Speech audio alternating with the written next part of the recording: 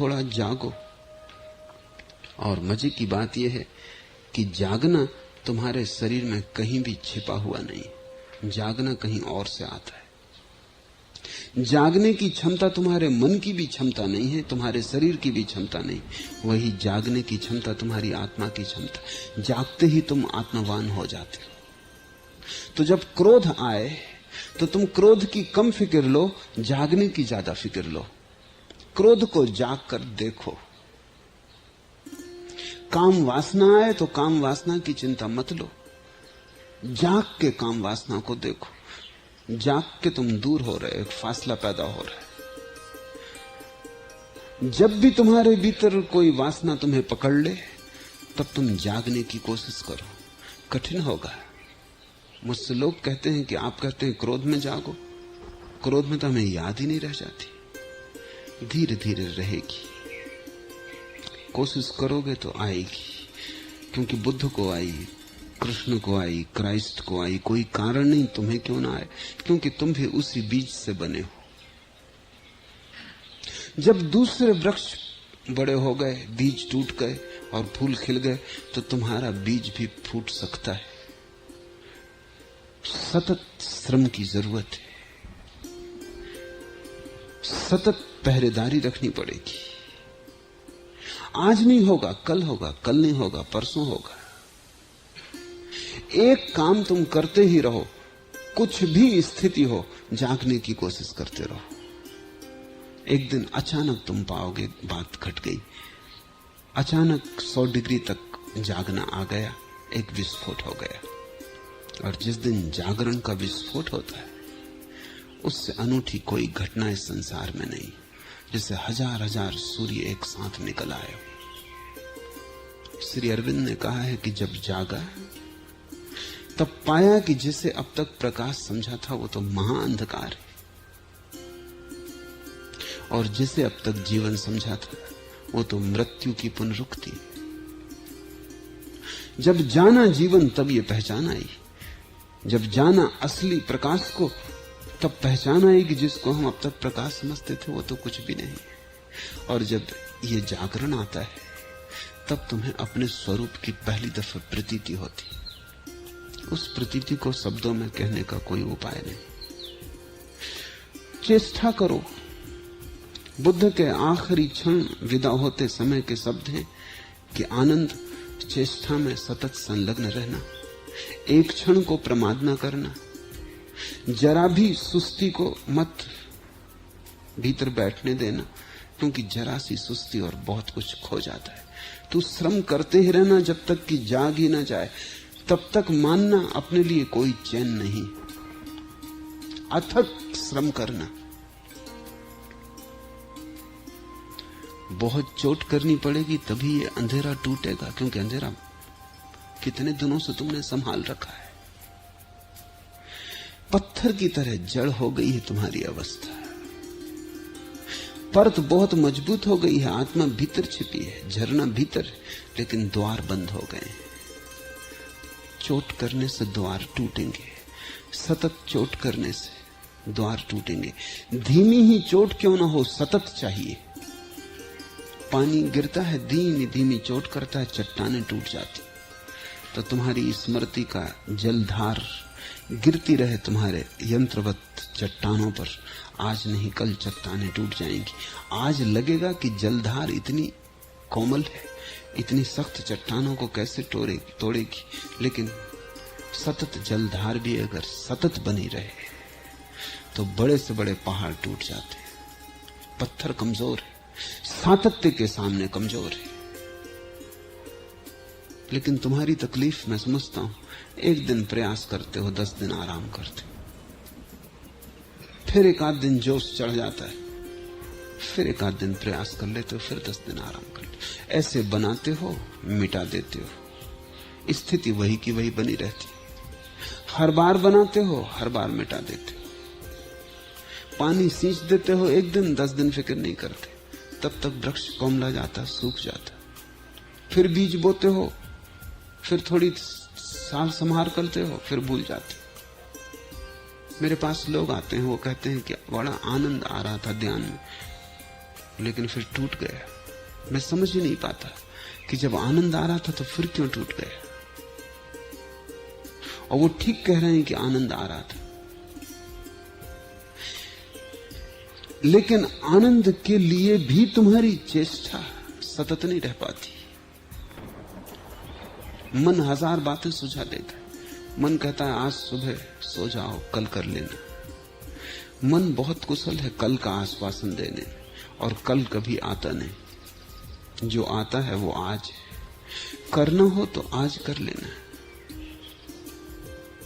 न करना हो तो कल पे टाल देना। तो क्या पालोगे? अगर एक घड़ी बिस्तर में आज और पड़े रहे तो कितना मिल जाएगा? बिस्तर में कितने दिन तो पड़े रहे हो। जिंदगी ऐसे ही तो बिताई है बहुत सी। 60 साल जियोगे तो 20 साल तो बिस्तर में ही पड़े रहोगे, और एक घड़ी ज्यादा पड़े रहने से क्या मिल जाएगा? उठाओ, मत सुनो मन की। और मन तभी तुमसे कहना शुरू करता है जब देखता है अब खतरा है। एक सीमा तक मन बिल्कुल फिक्र नहीं लेता। तुम करते रहो ध्यान, मन को कोई चिंता नहीं है। लेकिन जहां मन देखता है कि अब चोट इतनी पड़ रही है कि टूटने की संभावना है, वहीं मन 25 उपाय खोज देता है। तुम 25 तरकीबें निकाल लेते हो कि आज तबीयत ठीक नहीं है, कि शरीर स्वस्थ नहीं है। ये शरीर जाएगा, स्वस्थ रहे अस्वस्थ रहे चिता पर चढ़ेगा। इसे तुम हमेशा चिता पे से चढ़ा हुआ समझो, ध्यान ही बचेगा। तो शरीर न हो ठीक तो भी ध्यान को मत छोड़ो, क्योंकि हो सकता है मन सिर्फ तरकीब निकाल रहा हो कि शरीर ठीक नहीं है, और मन की तरकीबों का अंत नहीं। ऐसे तुम दिन भर रहे आते हो, न चींटी काटती है, न हाथ पैर में खुजलाहट उठती, न खांसी आती। ध्यान करने बैठे सब शुरू। ये बहुत हैरानी की बात है कि 24 घंटे ये आदमी ठीक था, ध्यान करने बैठता लगता है चींटियां चढ़ रही, पैर में खुजलाहट आ रही, अब ये गर्दन दुखने लगी, अब यहां ये होने लगा, वहां वो होने लगा।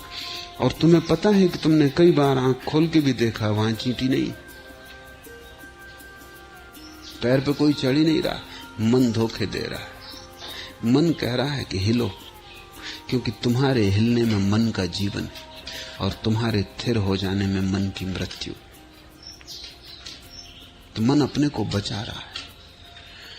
और क्या हर जाए, चींटी अगर चढ़ भी गई तो क्या हर जाए, काट ही लेगी तो क्या बिगड़ जाएगा।